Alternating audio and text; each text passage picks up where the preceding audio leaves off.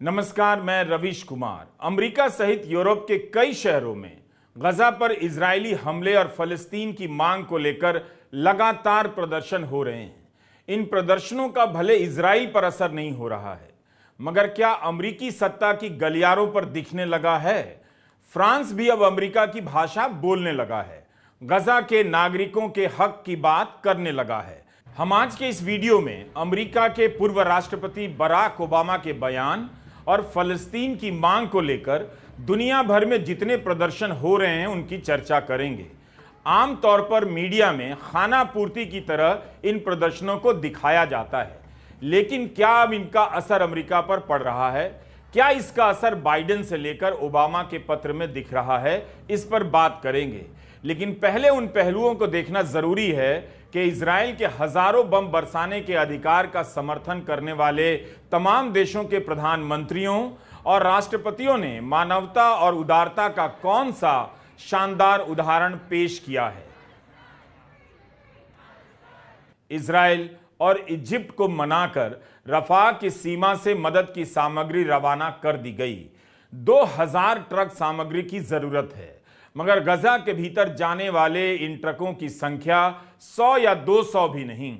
उधर गजा पर बरसने वाले बमों की संख्या कभी भी हजारों में गिना दी जाती है। दवाएं उनके लिए हैं जो घायल हैं, किसी तरह उनमें सांसें बची हैं। बम उनके लिए हैं जो जिंदा हैं, जिन्हें किसी भी हाल में जिंदा नहीं छोड़ना है। मदद की तत्काल जरूरत तो है, लेकिन जब तक बमों का गिरना बंद नहीं होगा, इससे क्या हासिल होगा? एक तरफ इजराइल अस्पतालों को खाली करने की चेतावनी देता है, दूसरी तरफ ट्रकों में भरकर दवाएं भेजी जा रही हैं। जब लोग ही नहीं बचेंगे, अस्पताल भी नहीं बचेगा, तो इन दवाओं का क्या किया जाएगा? दुनिया के देश 17 दिनों से एक छोटी सी जगह पर हजारों बम गिरा चुके इजराइल को नहीं मना सके, न रोक सके। किसी तरह 54 ट्रकों को इजिप्ट के रास्ते रवाना कर पाए हैं ताकि वहां दवाओं की आपूर्ति हो पाए। क्या इसके लिए उनकी तारीफ की जानी चाहिए? जब मनुष्य ही वहां नहीं बचेगा तो मानवाधिकार और मदद का क्या होगा? यही नहीं, जिस दिन ट्रकों को भीतर जाने दिया गया, उसी दिन सबसे भीषण बमबारी की गई।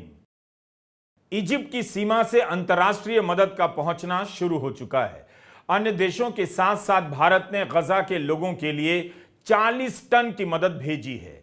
22 अक्टूबर को भारत ने गजा के लिए इजिप्ट सहायता भेजी। वायुसेना का विमान करीब 40 टन की सहायता लेकर रवाना हुआ। इनमें 6.5 टन मेडिकल एड हैं, 32 टन डिजास्टर रिलीफ के लिए हैं। इनमें दवाएं हैं, सर्जरी का सामान, टेंट, स्लीपिंग बैग, तिरपाल, सैनिटरी आइटम और पानी साफ करने की गोलियां हैं। भारत फलस्तीन और फलस्तीनी शरणार्थियों को UNRWA यानी संयुक्त राष्ट्र राहत एवं कार्य एजेंसी के माध्यम से मदद पहुंचाता है। इजराइल संयुक्त राष्ट्र की शिविरों पर भी बम गिरा रहा है, वह पक्के मकानों तक को नहीं छोड़ रहा। इन तिरपालों को भेजकर दुनिया ने शांति और मानवता के लिए क्या हासिल किया? वहां पानी ही नहीं है तो पानी साफ करने की गोलियां किस काम आने वाली हैं? इस सहायता में ईंधन शामिल नहीं है। अल शिफा के नियोनेटल वार्ड के डॉक्टर ने कहा है कि अगर अस्पताल की बिजली चली गई, जो कि होने के आसार हैं, तो एक साथ 55 बच्चों की मौत हो सकती है। पहले कहा गया कि मानवीय मदद के नाम पर इजराइल युद्ध धीमा करेगा, मगर यह तो हुआ नहीं। एक दिन में सैकड़ों हमले करने वाला, हजारों बम गिराने वाला इजराइल को भी यह एहसास क्या होने लगा है कि उसके बमों का जयगान कम हो रहा है। दुनिया भर में फलस्तीन की मांग और गजा के बच्चों और लोगों के मारे जाने को लेकर तूफान ज्यादा मच रहा है। बेशक इजराइल को पश्चिम के कई देशों की सरकारों का पूरा समर्थन मिला, मगर उन्हीं देशों में लाखों की संख्या में जनता बार बार सड़कों पर उतरकर गजा पर होने वाले इजरायली हमले का विरोध भी कर रही है। ऐसा नहीं है कि इजराइल के पक्ष में प्रदर्शन नहीं हुए हैं, भारत में भी हुए हैं, मगर उन प्रदर्शनों की संख्या बहुत कम है उनके मुकाबले जो गजा और फलस्तीन को लेकर हुए हैं। क्या इजराइल को अब लगने लगा है कि वह धारणाओं और छवियों की जंग में पिछड़ता जा रहा है? 23 अक्टूबर को इजराइल की सेना ने एक पोस्टर ट्वीट किया और मैं चाहता हूं कि आप उस पर ध्यान दें। इस काले पोस्टर पर लाल और सफेद रंग से लिखा है कि यहां पर एक बेजान पड़ी गर्भवती महिला की तस्वीर हो सकती थी और उसकी बगल में उसके बच्चे की, जिसे हमास आतंकवादियों ने मार दिया। मगर इस प्लेटफॉर्म की गाइडलाइन के कारण हम आपको तस्वीर नहीं दिखा सकते। यह पोस्टर ऐतिहासिक है। जिस इजराइल पर युद्ध के तमाम अंतर्राष्ट्रीय नियमों के पालन नहीं करने के आरोप लग रहे हैं, वही इजराइल ट्विटर जैसे प्लेटफॉर्म की गाइडलाइन के पालन की इतनी चिंता कर रहा है, जिसके पक्ष में दुनिया के तमाम बड़े अखबार और चैनल पत्रकारिता के सभी नियमों को तोड़कर खड़े हो गए हैं। वह इजराइल ट्विटर की गाइडलाइन फॉलो कर रहा है। हर बड़े अखबार और चैनल में हमास के हमले के शिकार परिवारों का इंटरव्यू और उनकी कहानी है। कितने अखबारों में फलस्तीन के बच्चों की माओं और डॉक्टरों की कहानी है। जिस इजराइल पर युद्ध अपराध के आरोप लग रहे हैं, वही इजराइल ट्विटर की गाइडलाइन का कितनी गंभीरता से पालन कर रहा है, वो इस पोस्टर से बता रहा है। इजराइल और हमास की जंग को लेकर हमने अपने शुरुआती वीडियो में बताया था कि किस तरह विक्टिम और विक्टिम ऑफ विक्टिम का इस्तेमाल हो रहा है। विक्टिम फलस्तीन के लिए जो दशकों से इजरायली कब्जे और हमले का शिकार हो रहा है, विक्टिम ऑफ विक्टिम इजराइल के लिए जो फलस्तीन के जवाबी हमलों का शिकार होता है। विक्टिम को हिंदी में पीड़ित कहते हैं। हिंसा और प्रतिहिंसा के कई अनगिनत दौर ने संयम और सद्बुद्धि का बुरादा बना दिया है। जब लकड़ी चीरते हैं तो उससे निकलने वाली धूल जैसी चीज को बुरादा कहते हैं। फलस्तीन के भौगोलिक क्षेत्र पर कब्जे की लड़ाई आज की नहीं, दशकों पुरानी है। उसके अधिकार आज नहीं, दशकों से कुचले जा रहे हैं। इजराइल से दुनिया भर में सवाल हो रहे हैं कि उसने इतने वर्षों में फलस्तीन के साथ क्या किया, क्यों किया। यह सवाल तेल अवीव में भी हो रहा है। यहूदी चिंतक भी उठा रहे हैं कि गजा के साथ नरसंहार तो कई दशकों से चल रहा है। तेल अवीव में भी इजराइल के हमले के खिलाफ प्रदर्शन हो रहे हैं। हमारे पास तस्वीरें नहीं हैं, तभी तो वहां के पुलिस प्रमुख ने युद्ध के विरोधियों को गजा भेज देने की चेतावनी दी है। यही अपने आप में काफी है। A Palestinian child once said, "We pray 6 times a day: Fajr, Zuhr, Asr, Maghrib, Isha and जनाजा। एक फलस्तीनी बच्चा दिन में 5 बार नहीं 6 बार नमाज पढ़ता है। छठी नमाज जनाजे की होती है। सोशल मीडिया और मीडिया क्रांति के दौर में आपने फलस्तीन के सवाल और वहां के लोगों की जिंदगी के बारे में कब इतने विस्तार से जाना था।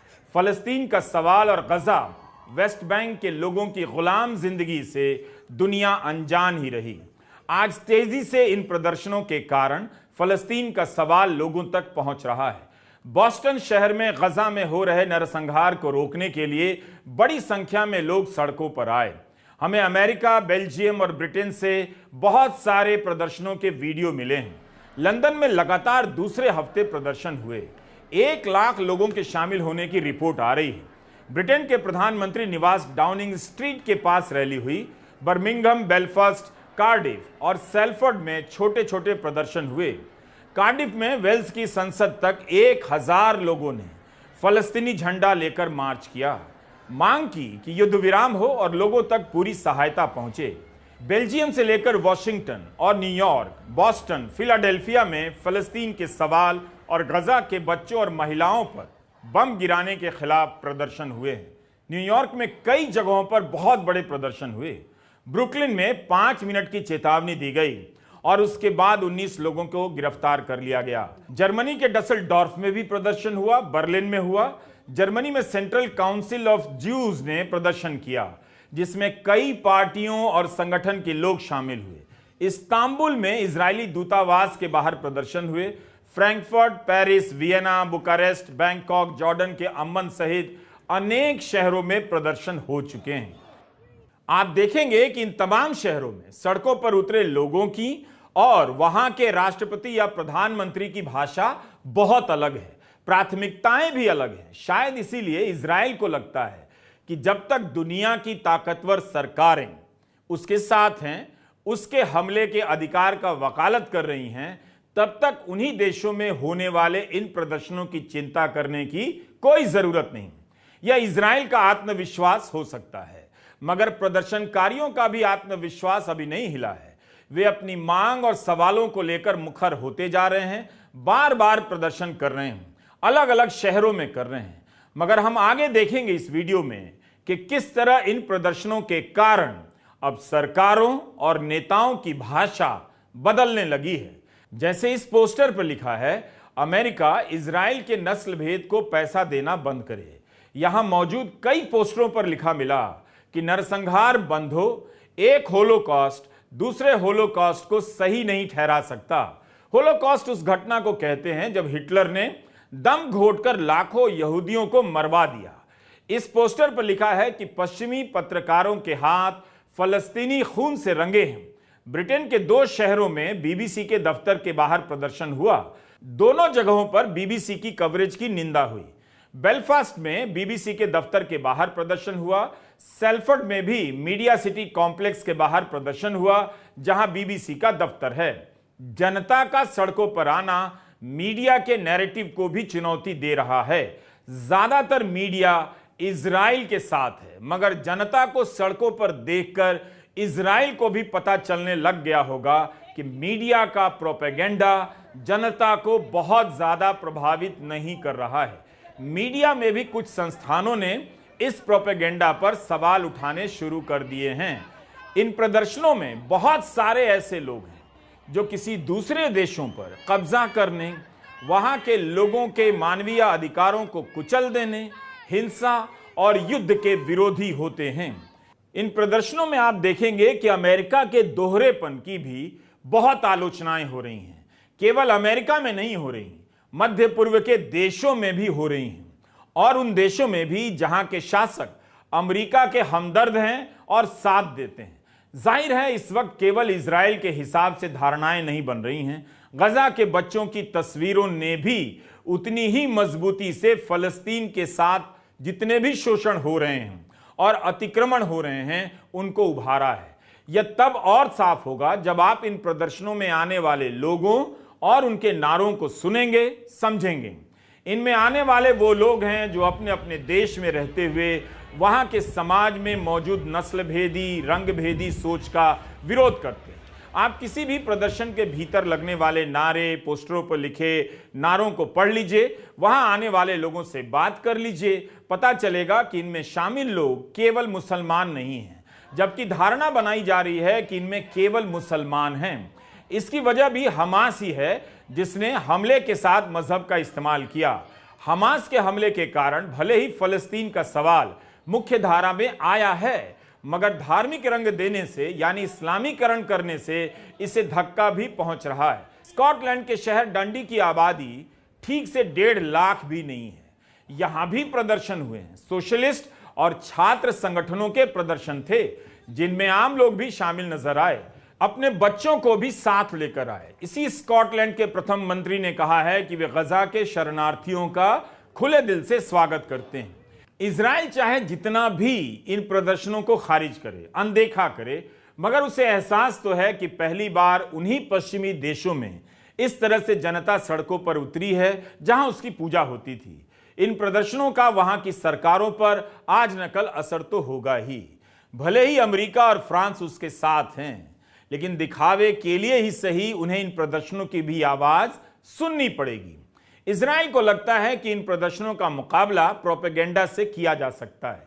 17 दिनों के अनुभवों से लगता है कि इजराइल की यह रणनीति बहुत ज्यादा कारगर नहीं रही। इजराइल की सेना के ट्विटर हैंडल पर आप जाएंगे तो अंग्रेजी में कई सारे वीडियो मिल जाएंगे, लेकिन वह इनसे खास हासिल नहीं कर पाया। तो अब गजा पर बम के साथ साथ आंसू भी गिरा रहा है। उसकी सेना आईडीएफ ने एक वीडियो ट्वीट किया है, जिसमें सेना कहती है कि गजा और इजराइल की एक ही समस्या है, हमास। वो जो रॉकेट इजराइल पर दागते हैं उनमें से 5 से 10% मिसफायर या फेल होकर गजा में गिरते हैं। गजा के लोग अपने ही नेताओं के हमले का शिकार हैं, जैसा कि अल अहली अस्पताल के केस में हुआ। 2 हफ्तों में हमास और इस्लामिक जिहाद ने 7,000 रॉकेट दागे, इसमें 550 गजा में ही गिर गए। यह इजराइल का दावा है। एक अन्य वीडियो में कहा गया है कि हमास गजा के मस्जिदों के पास से हमले कर रहा है। आईडीएफ ने ऐसे भी कई ट्वीट किए हैं जिनमें बताया गया है कि यूएन के दफ्तरों, स्कूलों और मस्जिदों के पास रॉकेट लॉन्चर हैं।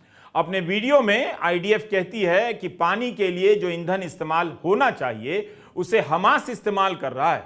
हमास की सरकार ने कभी भी बिजली और पानी में निवेश नहीं किया और यह गलत प्रोपेगेंडा चल रहा है कि इजराइल बिजली काट देता है। तो गजा की एक ही समस्या है, हमास। हमास को समस्या बताने का प्रोपेगेंडा या उसका पैटर्न बहुत पुराना है। आप अफगानिस्तान, इराक का इतिहास पलटेंगे तो पता चलेगा कि इस तरह के प्रोपेगेंडा से उम्मीद रहती है कि वहां की जनता वहां के नेतृत्व के खिलाफ अपने आप विद्रोह कर दे। मगर इजराइल का यह प्रोपेगेंडा गजा के लोगों पर इस वक्त असर करता नहीं दिख रहा, ना ही उन प्रदर्शनों में शामिल लोगों पर असर कर रहा है जो अलग अलग देशों में आए दिन गजा पर हमले के खिलाफ प्रदर्शन करते हैं। उनकी प्राथमिकता में केवल गजा के आम नागरिक हैं और उनकी जिंदगी है। गजा के लोगों की नजर में भी पीएलओ कोई विकल्प नहीं है। 88 साल के मोहम्मद अब्बास भी अब विकल्प नहीं है, बल्कि उनके खिलाफ भी असंतोष के उभरने की खबरें ज्यादा पढ़ने को मिल रही हैं। हमें याद रखना चाहिए कि इराक युद्ध से पहले पश्चिम के देशों ने झूठ बोला कि सद्दाम हुसैन के पास नरसंहार के रासायनिक हथियार हैं। इजराइल और इजराइल के दोस्त देशों के हुक्मरान इस वक्त कुछ भी कहें, जनता के बड़े हिस्से के बीच उनकी बातों की विश्वसनीयता बहुत कम है। आप देखिए, शुरू में हमास की निंदा करते हैं, फिर फलस्तीन की मांग पर जोर देने लगते हैं और अब बहुत तेजी से यूरोप और अमेरिका का नेतृत्व या पावर सर्किल गजा के आम नागरिकों पर हमले को रोकने की बात करने लगा है। इस वक्त इजराइल को लग रहा है कि पश्चिमी देशों के नेता शायद खाना पूर्ति के लिए ऐसा कर रहे हैं, इसलिए इजराइल भी इसी तरह की खाना पूर्ति करने लगा है। जैसे इजराइल के राष्ट्रपति ने कह दिया कि हमास और फलस्तीनी उनकी नजर में एक हैं, फिर जो बाइडेन ने कहा कि दोनों एक नहीं हैं, फिर इजराइल की सेना ने कह दिया कि हमास के कारण गजा के लोग भुगत रहे हैं। मगर इजराइल को पता होना चाहिए कि अब वो दुनिया नहीं है जहां केवल उसी के पक्ष में राय नजर आती थी। आज की दुनिया में फलस्तीन भी दिख रहा है, उसकी राय भी है। इजराइल के दोस्त अपने देशों में फलस्तीन के लिए होने वाले तमाम प्रदर्शनों को अभी तक रोक नहीं पाए, ना कुचल पाए। इसलिए हमें लगता है कि अब इन प्रदर्शनों का सरकारों पर गंभीर असर पड़ेगा। भारत ने पहले आतंकवादी हमले की निंदा की, मगर कई दिनों के बाद फलस्तीन की मांग को उठाया और फिर कुछ दिनों के बाद गजा के लोगों के लिए मदद की सामग्री भेज दी। हम इस संदर्भ में अमेरिका के पूर्व राष्ट्रपति बराक ओबामा के पत्र की बात करना चाहते हैं। ओबामा ने अपने पत्र में अमेरिका के राष्ट्रपति जो बाइडेन के स्टैंड की बहुत सराहना की है। हमास के हमले की विस्तार से निंदा करते हुए ओबामा ने लिखा है कि वे इसके जवाब में हमास को मिटा देने के इजराइल के अधिकारों का समर्थन करते हैं, लेकिन यह भी लिखते हैं कि हमें इसे लेकर स्पष्ट होना चाहिए कि इजराइल हमास के खिलाफ अपनी लड़ाई को कैसे अंजाम देता है। राष्ट्रपति बाइडेन ने बार बार कहा है कि इजराइल की सैनिक रणनीति अंतर्राष्ट्रीय कानूनों के हिसाब से होनी चाहिए। इसमें वो कानून हैं जिसके तहत आम नागरिकों पर हमला करना अपराध है। इन मूल्यों का पालन करना इजराइल के लिए भी जरूरी है। इन मूल्यों का पालन करना अंतर्राष्ट्रीय स्तर पर जनमत बनाने और सहयोगी हासिल करने में भी मदद मिलेगी। यह सब भी इजराइल की दीर्घकालिक सुरक्षा के लिए बहुत महत्वपूर्ण है। ओबामा के कार्यकाल में मध्य पूर्व के देशों पर बम गिराने का जो इतिहास रहा है, किस तरह के अंतर्राष्ट्रीय नियमों का पालन किया गया, यह दुनिया जानती है, शायद इजराइल भी, आप भी जानते हैं। उनका रिकॉर्ड अच्छा नहीं है, लेकिन ओबामा भी बाइडेन के उस बयान के पीछे नजर आते हैं जिसमें उन्होंने युद्ध के समय अमेरिका की गलतियों की तरफ इशारा किया था। ओबामा का यह पत्र बता रहा है कि अमेरिका के शहरों में होने वाले प्रदर्शनों को अनदेखा करना अब मुश्किल हो सकता है। उसे केवल मुसलमानों का प्रदर्शन नहीं बताया जा सकता, उसमें अमेरिका के भी लोग बड़ी संख्या में मौजूद हैं। एक तरह से कहा जा सकता है कि अंतर्राष्ट्रीय जनमत में इजराइल पिछड़ता हुआ नजर आ रहा है। ओबामा की नसीहत से साफ है कि इजराइल उन मूल्यों का पालन नहीं कर रहा है। ओबामा ने यह नसीहत युद्ध शुरू होने के 17वें दिन दी है। जो बाइडेन तो तीसरे दिन से दे रहे हैं।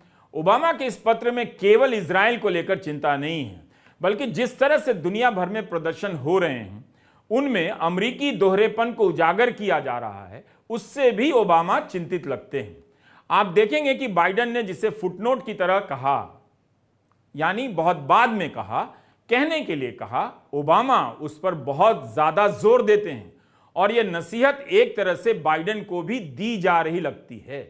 ओबामा लिखते हैं कि इजरायली सरकार ने जिस तरह से भोजन, पानी और बिजली की सप्लाई काट दी है, इससे वहां की बंदी बना ली गई आबादी के लिए पैदा हुआ मानवीय संकट और गहराता जाएगा। पीढ़ियों तक फलस्तीनियों के मन में दरारें पड़ जाएंगी, नफरत भर जाएगी, इजराइल के लिए ग्लोबल समर्थन कम होता जाएगा। ओबामा के पत्र का यह हिस्सा बेहद महत्वपूर्ण है। वे गजा के लिए कैप्टिव पॉपुलेशन का जिक्र करते हैं, यानी ऐसी आबादी जो बंदी बना ली गई है, कैदी की तरह जीती है। यह शब्द ही बताता है कि इजराइल भले ही अमेरिका से बम और बंदूक हासिल कर ले रहा है, मगर वह काफी कुछ खोता भी जा रहा है।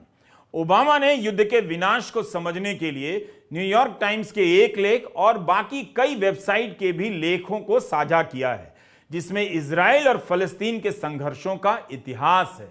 इसका मतलब ही यही है कि दुनिया फलस्तीन की मांग और उसके साथ हुई यातनाओं की तरफ लौट रही है। इसलिए दुनिया भर में होने वाले इन प्रदर्शनों के असर को नए सिरे से देखने की जरूरत है। ओबामा ने लिखा है कि युद्ध हमेशा दुखद होता है, त्रासद होता है। बहुत सावधानी से किए गए हमले में भी नागरिक शिकार हो जाते हैं। जैसा कि इजराइल के दौरे पर गए राष्ट्रपति बाइडेन ने कहा है कि अमेरिका भी कई बार युद्ध के समय इन उच्च मूल्यों का पालन करने में असफल रहा है। 9/11 को हुए आतंकी हमले के बाद हम भी युद्ध में गए थे। हमारी सरकार अपने सहयोगियों की सलाह भी सुनने को तैयार नहीं थी। अब जिस तरह से हजारों इजरायलियों का नरसंहार हुआ है, हम समझते हैं कि बहुत से इजरायलियों की सरकार से मांग होगी कि वह हमास को खत्म करने के लिए जो भी कर सकती है करे। ऐसा लगता भी है कि हमास का नेतृत्व नागरिकों को ढाल बना रहा है, मगर इसके बावजूद भी दुनिया इस इलाके को बहुत बारीक निगाह से देख रही है।